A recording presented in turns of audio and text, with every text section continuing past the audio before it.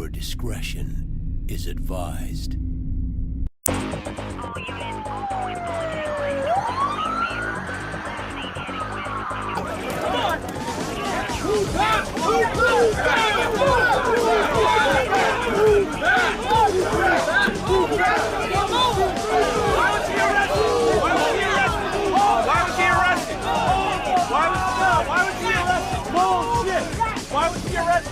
Why was he arrested? Say in front of the cameras. Why was he arrested? You know what?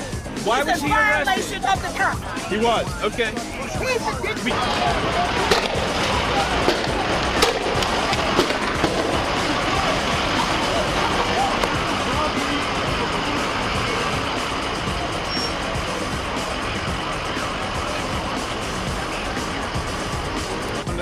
The way toward us here, Wolf. This is the CVS that has been looted all day. You can see the police finally trying to restore order to this area of Pennsylvania and North Avenue.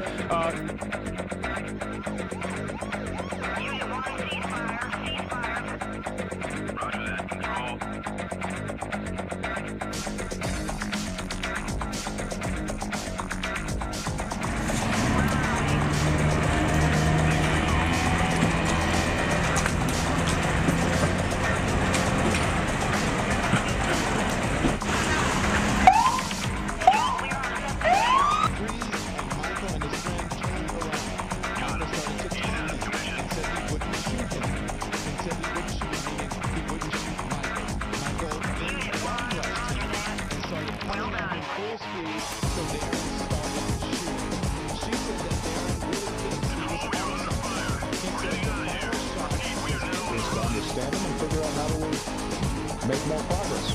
And that can be done. That won't be done by throwing bottles.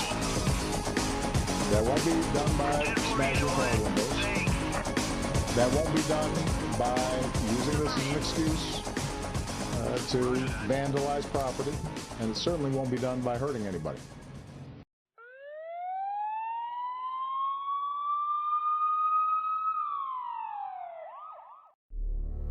Based on recent media attention, one might wonder, what's with all the police violence?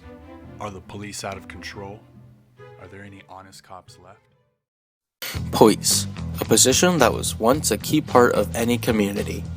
A position that was once looked up to by children and respected by adults.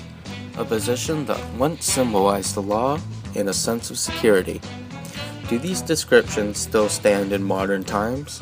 Trayvon Martin, Michael Brown, Eric Garner, and Freddie Gray. These names have become synonymous with police brutality and unfair treatment in the eyes of the law. These cases are controversial and have resulted in a large amount of civil protest and outcry. Media outlets have covered these cases extensively and have reported a mix of opinions and facts from supposed experts. In these cases, with conflicting accounts, unreliable witnesses, and little evidence, how do we know what is fact and what is false? Police brutality may seem like a contemporary issue, but the roots of it can be found throughout American history in the events of the 1963 civil rights movements in Birmingham, Alabama, where protesters were attacked by dogs and sprayed with high-pressure fire hoses, and in the 1992 Los Angeles riots over the acquittal of police officers involved in the beating of Rodney King. Both of these events are similar to that seen in present-day America, where protesters have clashed with law enforcement agencies, all to be reported by the news. Police brutality is commonly used in any situation in which a police officer uses force. So, what is the difference between a reasonable use of force and police brutality? I'm Officer Arthur Parker, current school resource officer here at Clark High School. If I go and I arrest somebody and have to use some force, a degree of force, we have different levels of force. I have escort compliance. So just say I stop you. You have a warrant for your arrest. I said, you need to step up here and I guide you by your arm. And you go, get your arms off me, and you fling your arm back. Have you escalated it? By flinging your arm back, because people do it all the time. Now, what am I doing? Am I going to escalate my response? Yes. Yes, I am. I'm going to escalate my response. Now, my response may be, hey, to grab you, now you're struggling with me. because you throw your arms, because you think I can't touch you. I legally can. I got warrants for you. I can tell you want to place your hand behind your back. No, and you pull your arms away. Now, you are escalating it, so now my response is to what? Escalate it. So I end up taking you to the ground and handcuffing you. You get skinned up. You can lose some skin. Maybe your face hit. You get some skin up here. You're going, hey, this is a case of police brutality. Is that police brutality? Yeah. You think someone's going to say it's police brutality? Yes, they will. No real people say it? I guarantee you they will. I think more than 50%, I would say hands down. Fact, hey, look at me. I got skinned up. They threw me on the ground and roughed me up. I'm going, whoa. We responded in kind to your reaction. We said you were under arrest, you have warrants for your arrest, you need to turn around and place your hands on your back. I ain't doing anything. We grabbed you, come on, you need to turn around. You're pulling away now. Now the struggle's on. Put you in that same shoes. Now what you're gonna do, you're gonna make your arrest, or you're gonna let him go and tell him, okay man, we don't wanna be accused of police brutality, and let him walk off when he has warrants. Warrants is an order from a judge to a peace officer to take this person into custody. So basically you gotta take that person into custody. That's your job. He has warrants. What are you gonna do? Is it police brutality? No. Well, see, everybody uses police brutality. If I use any force, it's police brutality. Police brutality, isn't that more concerning that you use excessive force and not enough force to use to make the arrest? Wouldn't that be police brutality? If I use enough force and the guy's struggling with me, I'll give you an example. 2 years ago, got a kid to get dragging. A kid, I was by myself. He's smoking dope. Knew he'd been doing it because we saw the pipes that he made this little, he had the little aluminum foil pipes he made homemade he was using so he could get rid of them. So I sat up on him, and one morning, Sunday school, he's up there. I come up the door, boom, he sees me and said, don't move. He turns and starts running, so I grab him, run the waist. Wasn't a good grab, and he started dragging. I had short pants on, skinned my knees up. I still got scars on my knees. Lost my toenail, dragging, because I was in pressure, because I was trying to take him down. I had toenails, skin on my arms and everything else. He had nothing. Was that a case of civilian brutality? I don't think so. Well, I'm the one that skinned up. He hurt me. He's a civilian. I'm the police officer. I'm the one that got injured. I got injured tackling the guy and cut my leg wide open. I got injured. I didn't call and say, hey, he brutalized me. I'm saying, but if it happens the other way, it's police brutality. I'm using enough force to make the arrest. I made the arrest of the kid. I didn't go and beat him on the ground after I got skinned up and everything. I didn't hit him. I got him handcuffed and called the unit in. They ended up calling the ambulance. I didn't do anything to this kid. I did my job, made my arrest, and got skinned up for it. When it's all said and done, what is police brutality? You say, now you want me to tell people not to do police brutality? And then we say, every time I do something to someone, they're going to turn around and call it police brutality. If I take someone down for any reason, there's a chance he's going to get skinned up, hurt his knee, something might happen if I have to take him down. Because they're going to resist. People resist all the time. And they're mad, and they're going to say, hey, get your hands off me, and they throw that elbow. And that's why I asked you, if you're the police officer, what are you going to do? You can just say, hey, man, I ain't going to touch you, but you just need to turn your own page your hands. F you, man. Get away from me. Get away from me. And he's walking off. And you just say, well, what are you going to do, officer? And you don't know what to do, then maybe you need to find another job. There's a science that may explain why police may feel inclined to use excessive force without justification. Yes, I'm Mr. Brooks. I teach AP Psychology at Plano Senior High. I studied psychology as an undergrad and humanities in graduate school. How can psychology explain the way police officers may act and the sense of authority they may feel? I think some people kind of get intoxicated by their authority. You know, they say, what, absolute authority corrupts absolutely, but not necessarily.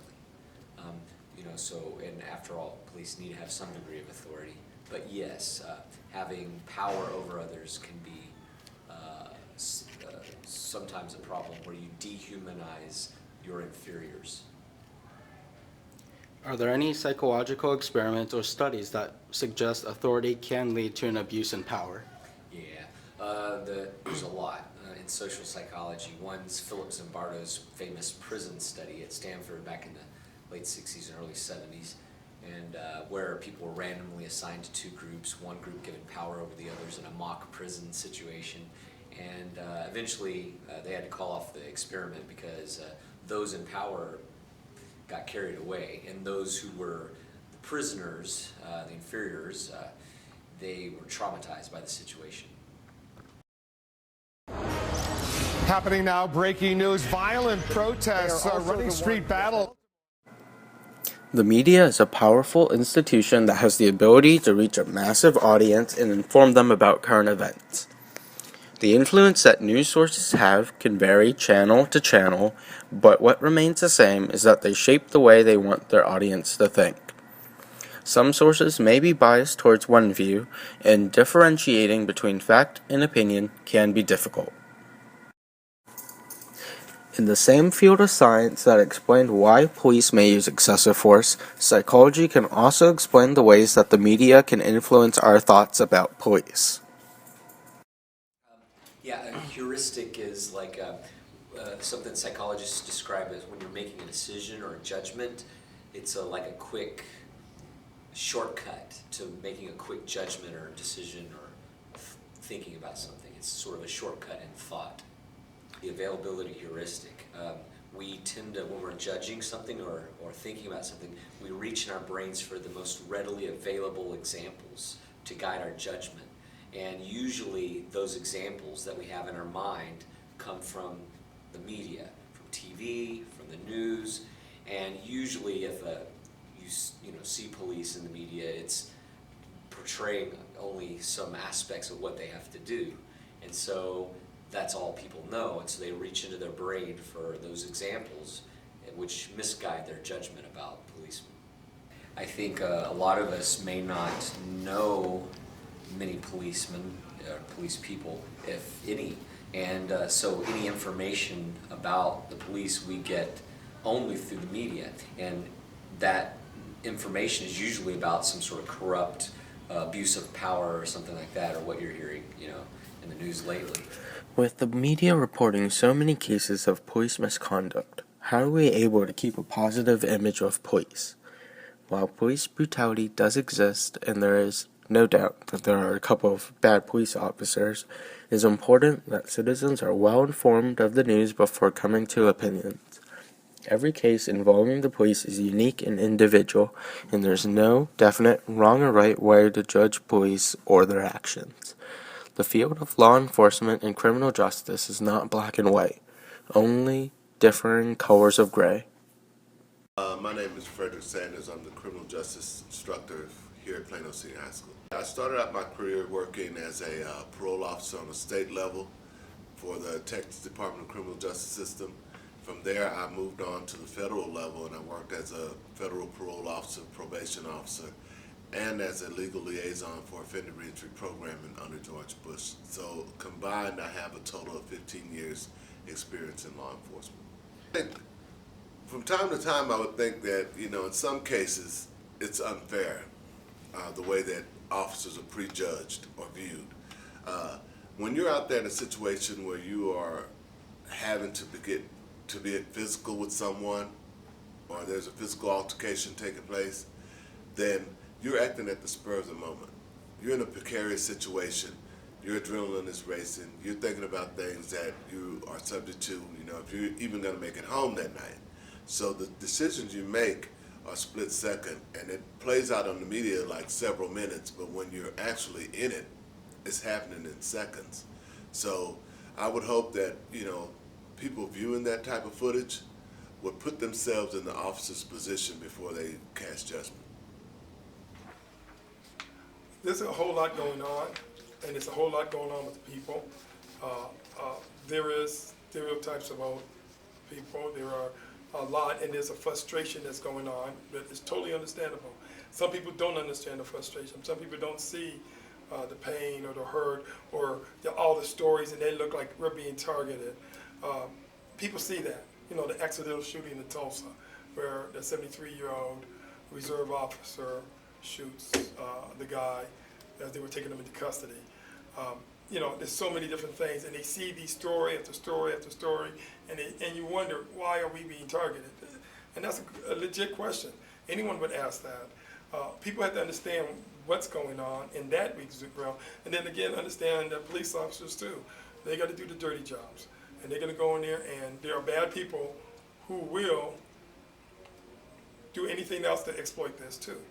You got a combination of things going on, but generally speaking, my only advice to people about the police department is that you got to take it on a case-by-case basis. You can't judge every police force and every officer for some.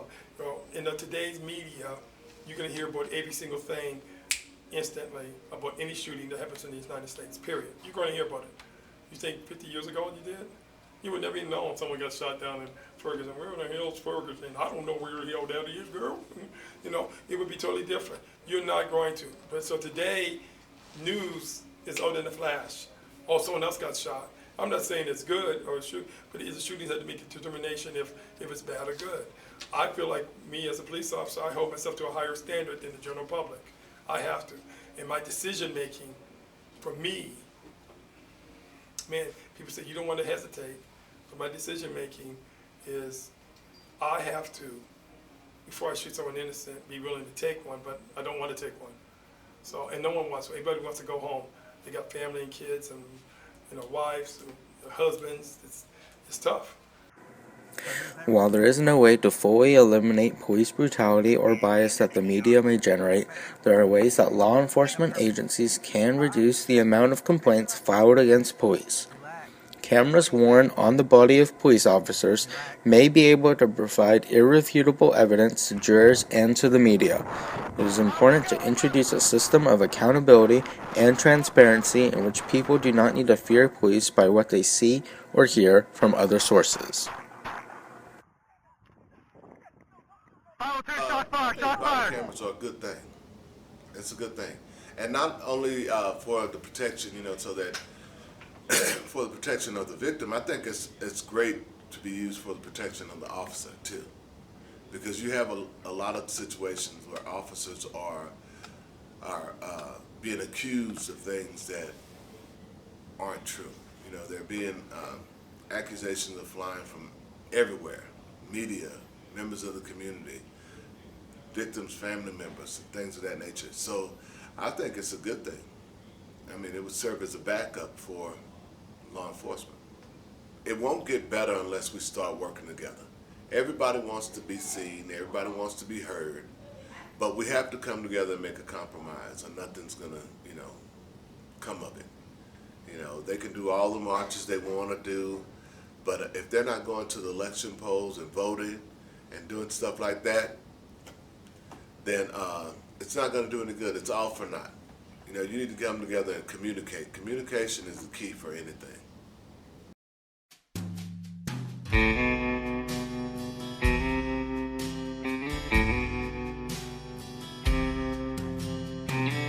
The alarm goes off, they start their day, not knowing what's in store. Kiss the kids on the cheek like they did the day before. Put their uniforms on, say a prayer that they'll make it home.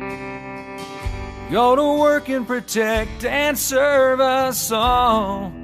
They're heroes, there's a war going on the other side of the world. Oh, God bless our soldiers as they fight. Here at home there's a war, every day and every night, that our city soldiers have to fight.